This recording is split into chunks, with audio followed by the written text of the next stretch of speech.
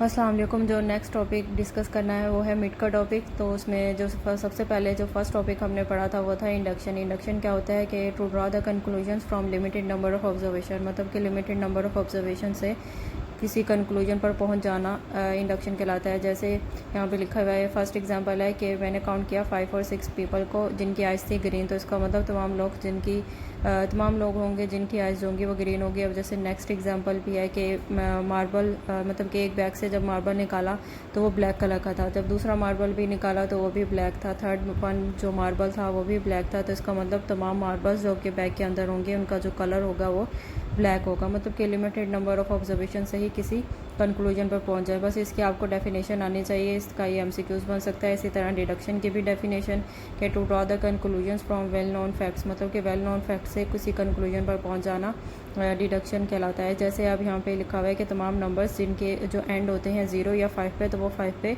लाजमी डिविजिबल होंगे। जैसे अब 35 है, इसका जो एंडिंग वर्ड है वो है 5, तो मतलब कि जो डिजिट है, जो नंबर है वो 5 है, तो इसका मतलब ये 5 पे ही डिविजिबल होगा। और नेक्स्ट एग्जांपल है कि तमाम नोबल गैसेस स्टेबल होती हैं, हीलियम एक नोबल गैस है तो इसका मतलब वो भी स्टेबल होगी।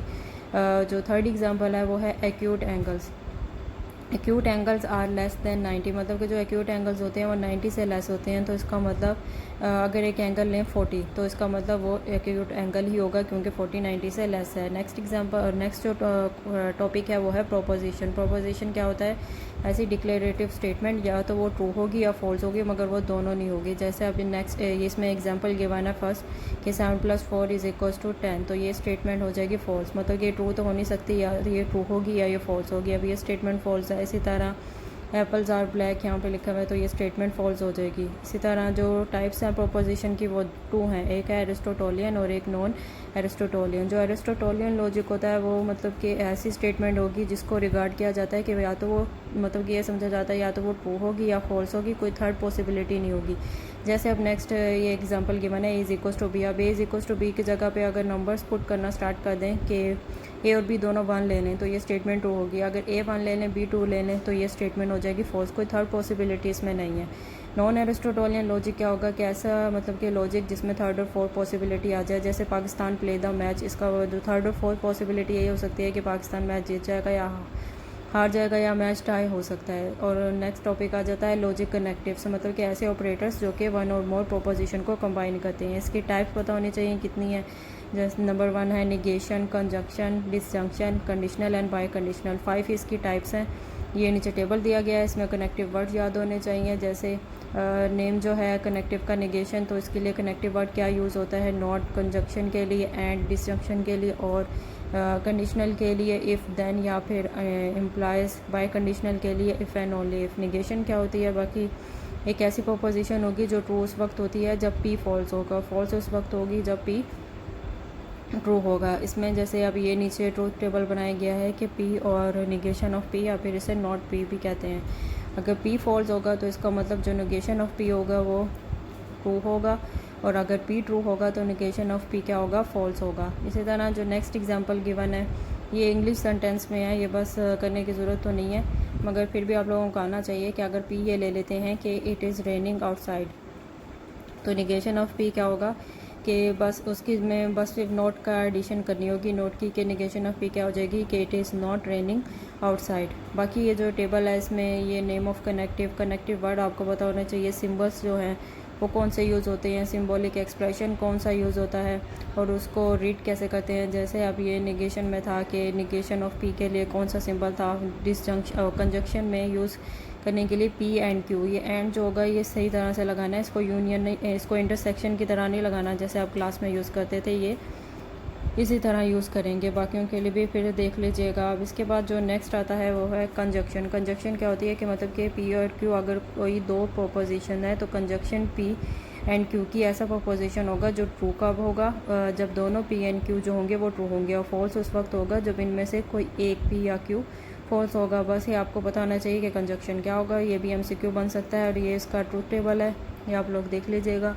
फिर इसी तरह एग्जांपल ये इंग्लिश सेंटेंस में गिवन है कि अगर पी और क्यू कोई 2 प्रोपोजिशन है, अगर पी जो है वो 2 + 4 = 6 है और Q it is raining outside है, तो इसका जो कंजक्शन बनाएंगे पी एंड क्यू का वो 2 + 4 = 6 and it is raining outside. मतलब कि इसके लिए जो कनेक्टिव वर्ड यूज़ होता है वो एंड यूज़ होता है। इसी तरह नीचे आ जाएगा डिसजंक्शन। डिसजंक्शन क्या होता है, एक ऐसी प्रोपोजिशन को डिसजंक्शन कहते हैं जो ट्रू कब होगी, जब पी या Q when either one of the P और क्यू और बोथ आर ट्रू, मतलब कि या तो कोई एक ट्रू होगा पी या क्यू में से, या फिर ये दोनों ट्रू हो जाएंगी तो वो स्टेटमेंट ट्रू हो जाएगी। और फॉल्स इस वक्त होगा जब दोनों पी एंड क्यू फॉल्स होंगे। जैसे अब ये नीचे ट्रूथ टेबल में गिवन है कि पी एंड क्यू है, तो पहले स्टार्ट यूँ ही करना है कि 2 फॉल्स लेने फिर 2 ट्रू।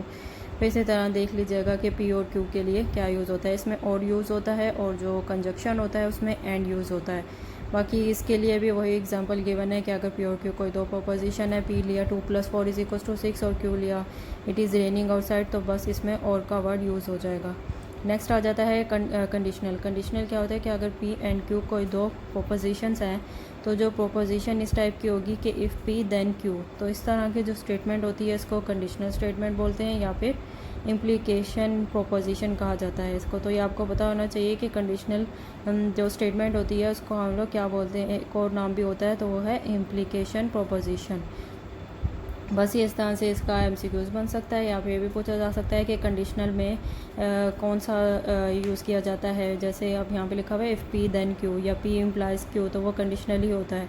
और इसी तरह डिसजंक्शन में कौन सा कनेक्टिव वर्ड यूज़ होता है, तो यहाँ पे यूज़ होगा डिसजंक्शन में यूज़ होता है, और कंजक्शन में जो कनेक्टिव वर्ड यूज़ होता है वो एंड होता है। ये दोनों आप लोगों को पता होना चाहिए। इस तरह से इसके MCQs बनाए जा सकते हैं। ये भी बनाया जा सकता है कि कंजक्शन ट्रू कब होता है, कंजक्शन फॉल्स कब होता है, इसी तरह डिसजंक्शन के बारे में भी और कंडीशनल के बारे में भी। जो कंडीशनल के बारे में आ जाएगा और नेक्स्ट इस तरह से आएगा कि ये ट्रू उस वक्त होता है जब पी एंड क्यू ट्रू होंगे, और फॉल्स उस वक्त होगा जब पी फॉल्स होगा।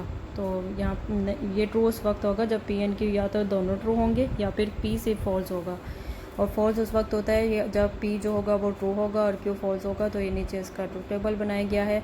इसकी एग्जांपल में जैसे लिखा हुआ है कि A is B and B is C then A is C, क्योंकि इफ़ और देन यूज़ हो गए हैं तो इसका मतलब ये जो स्टेटमेंट होगी ये कंडीशनल होगी। इस तरह से भी MCQ बन सकता है। अब नेक्स्ट आ जाता है बाई कंडीशनल। क्या होता है कि if P and Q are 2 proposition then the proposition of the type P if and only if Q, मतलब कि जिसमें if and only if use हो गया तो वो बाई कंडीशनल होगा। तो इस तरह की जो स्टेटमेंट होती है इसको कंडीशनल स्टेटमेंट बोला जाता है, या फिर बाई कंडीशनल प्रोपोजिशन बोला जाता है। तो ये ट्रू कब होती है, जब इन दोनों में से पी या क्यू ट्रू हों, या फिर दोनों ही फॉल्स हों, या दोनों ट्रू हों या दोनों फॉल्स हों, तो ये स्टेटमेंट होगी ट्रू। फॉल्स कब होगी, जो बाकी जो केस में बच जाएंगे तो उसके लिए ये फॉल्स होगी। नीचे इसका भी ट्रूथ टेबल बनाया गया है। इसमें आपको ये पता होना चाहिए, इसमें भी यही पता होना चाहिए कि ट्रू कब होती है, फॉल्स कब होती है। ये स्टेटमेंट कंडीशनल स्टेटमेंट्स जो होती हैं वो ट्रू कब होती हैं, कंडीशनल स्टेटमेंट फॉल्स कब होती हैं। फिर जो बाय कंडीशनल स्टेटमेंट है उसके लिए जो कनेक्टिव वर्ड है वो कौन सा यूज़ होता है, तो इसके लिए यूज़ होता है इफ़ एंड ओनली इफ़। और जो बाय कंडीशनल जो प्रोपोजिशंस होते हैं उनका जो दूसरा नाम है वो क्या है, तो इसमें आ जाता है बाय इम्प्लीकेशन प्रोपोजिशन, जो है वो बाय कंडीशनल प्रोपोजिशन को ही कहते हैं। फिर ये जो बाय कंडीशनल प्रोपोजिशन है ये ट्रू कब होता है, जब दोनों पी एन क्यू ट्रू हों या दोनों ही पी एन क्यू फॉल्स हों। और फॉल्स कब होता है, मतलब कि जो बाकी केसेस रह जाते हैं उसमें ये फॉल्स हो जाता है। बाकी जैसे अब ये इसकी लास्ट में एग्जांपल गिवन है कि he goes to play a match if and only if it does not rain, मतलब कि इफ़ एंड ओनली इफ़ का वर्ड यूज़ किया गया है। तो अगर इस तरह से अगर हमसे उसमें पूछ लिया जाए कि ये जो एग्जांपल है ये किसकी एग्जांपल है, तो आप लोगों को पता होना चाहिए कि इसमें जो कनेक्टिव वर्ड यूज़ कर दिया गया है वो है इफ़ एंड ओनली इफ़। तो इसका मतलब कि ये बाय कंडीशनल प्रोपोजिशन होगी। जैसे अब नेक्स्ट एग्जांपल है कि birds fly if and only if sky is clear, मतलब कि इसमें ये पता होना चाहिए कि कनेक्टिव वर्ड यूज़ हो गया इफ़ एंड ओनली इफ़, तो इसका मतलब ये बाय कंडीशनल या बाय इम्प्लीकेशन प्रोपोजिशन होगी। नेक्स्ट आ जाता है कन्वर्स, इन्वर्स एंड कॉन्ट्रापोजिटिव। इसके लिए पता होना चाहिए कि ये जो होल्ड करते हैं ये किसके लिए होल्ड करते हैं, सिर्फ कंडीशनल स्टेटमेंट के लिए ही होल्ड करते हैं। मतलब कि अगर कंडीशनल स्टेटमेंट लिखी हो पी इम्प्लाइज क्यू, तभी कन्वर्स स्टेटमेंट और जो इन्वर्स स्टेटमेंट होगी वो होल्ड करेगी। अगर कंडीशनल स्टेटमेंट हो जाती है पी इम्प्लाइज क्यू, तो वो कन्वर्स क्यू इम्प्लाइज पी होगा, और जो इन्वर्स होगा वो not P implies not Q होगा। ये आप लोगों को आना चाहिए। और कॉन्ट्रा पॉजिटिव क्या होगा कि जो कंडीशनल स्टेटमेंट अगर आ जाती है पी इम्प्लाइज क्यू, तो जो उसका जो कॉन्ट्रा स्टेटमेंट होगी वो क्या होगी, not Q implies not P. अब जैसे ये नीचे क्वेश्चन गिवन है कि अगर write down the converse, inverse and Contra positive of the statement, ये कॉन्ट्रा पॉजिटिव स्टेटमेंट गिवन है, इसका कन्वर्स इन्वर्स लिखना है। तो जो स्टेटमेंट में हमारे पास सबसे पहले जो स्टेटमेंट होनी चाहिए वो कंडीशनल स्टेटमेंट होनी चाहिए, इफ़ पी देन क्यू। तो इसका मतलब जो ऊपर स्टेटमेंट होगी उसमें पी जो होगा वो 5x - 1 इज इक्वल्स टू 9 होगा, और जो क्यू होगा वो x इज इक्वल्स टू 2 होगा। तो इसको जैसे कन्वर्ट स्टेटमेंट लिखेंगे तो उसमें हमारे पास क्या होता था कि उसमें था इफ़ क्यू देन पी। तो Q जो था वो x इज इक्वल्स टू 2 है, और जो P था वो 5x इज इक्वल्स टू 9 है। इसी तरह इन्वर्स और कॉन्ट्रापोजिटिव स्टेटमेंट्स हैं। बाकी नेचर ऑफ प्रोपोजिशन आपको पता होनी चाहिए कितनी है। तो नेचर ऑफ प्रोपोजिशन आती हैं 3, ठीक है। टोटोलॉजी आती है, कॉन्ट्राडिक्शन होता है, एब्सर्डिटी। कॉन्ट्राडिक्शन और एब्सर्डिटी एक ही है, और कॉन्टीजेंसी आ जाती हैं। ये 3 इसकी नेचर प्रोपोजिशन की चेक करने के लिए यूज़ होती हैं। जैसे नंबर 1 पे टोटोलॉजी क्या होती है, ऐसी कंपाउंड प्रोपोजिशन को टोटोलॉजी कहते हैं, जो कि मतलब कि किसी भी केस में किसी भी स्टेटमेंट में वो ट्रू हो तो वो ऐसी टोटोलॉजीज आती हैं। मतलब कि अगर हम कोई ट्रूथ टेबल बनाएं और उसकी जो सारी वैल्यूज़ होंगी लास्ट में जो रिज़ल्ट आएगा, अगर वो सारी वैल्यूज़ ट्रू आ जाती हैं तो उसका मतलब वो टोटोलॉजी होगी। नेक्स्ट में क्या होगा, जैसे लिखा हुआ है कि इट कंटेन्स ओनली जो ट्रूथ वैल्यूज़ होंगी in the last column of its truth table. जो नेक्स्ट है वो है कॉन्ट्राडिक्शन, या फिर उसको एब्सर्डिटी कहते हैं। इसमें क्या होगा कि ऐसे कंपाउंड प्रोपोजिशन को कॉन्ट्राडिक्शन या एब्सर्डिटी कहते हैं जो कि फॉल्स होगी, जो कि मतलब कि किसी भी केस में ले लें उसे वो हमेशा फॉल्स ही आएगी। जैसे अब इसका अगर ट्रूथ टेबल में लास्ट कॉलम जो होगा अगर उसमें सारा फॉल्स ही आ रही हैं सारी वैल्यूज़, तो इसका मतलब वो क्या होगा, वो कॉन्ट्राडिक्शन या फिर एब्सर्डिटी कहलाएगी। नेक्स्ट आ जाता है कॉन्टीजेंसी। कॉन्टीजेंसी क्या होती है, ऐसे कंपाउंड प्रोपोजिशन को कॉन्टीजेंसी कहेंगे जो कि ना ही टोटोलॉजी होगी और ना ही कॉन्ट्राडिक्शन या एब्सर्डिटी होगी। उसके जो लास्ट कॉलम में, जो ट्रूथ टेबल के लास्ट कॉलम में दोनों वैल्यूज़ आ जाएंगी, ट्रू भी वैल्यूज़ आएंगी और फॉल्स वैल्यूज़ भी आ जाएंगी। जैसे अब ये जो नीचे एग्जांपल्स गिवन है कि determine whether each of the tautology या कॉन्ट्राडिक्शन और एन अब्सर्डिटी, आप लोगों को पता होना चाहिए। ये भी एमसीक्यूज बन सकता है कि P and negation of P जो है ये बताएं ये टोटोलॉजी है या ये कॉन्टीजेंसी है या एब्सर्डिटी है। ज़्यादा लंबा नहीं पूछा जाएगा, बस थोड़ा सा पूछा जाएगा जिसका ट्रूथ टेबल इतना बड़ा नहीं होगा, छोटा होगा, उसके बारे में ही पूछा जाएगा कि ये बताएं कि ये जो जैसे अब यहाँ पे लिखा हुआ है कि P and negation of P, ये बताएं कि ये टोटोलॉजी है, कॉन्टीजेंसी है या एब्सर्डिटी है। अब जो नेक्स्ट है वो उसमें ये बताना है कि P implies into Q implies P, ये बताना होगा इन दोनों में से, ये तीनों में से क्या है, ये टोटोलॉजी है। ये आप लोगों को बस पता होना चाहिए, एमसीक्यूज बन सकता है।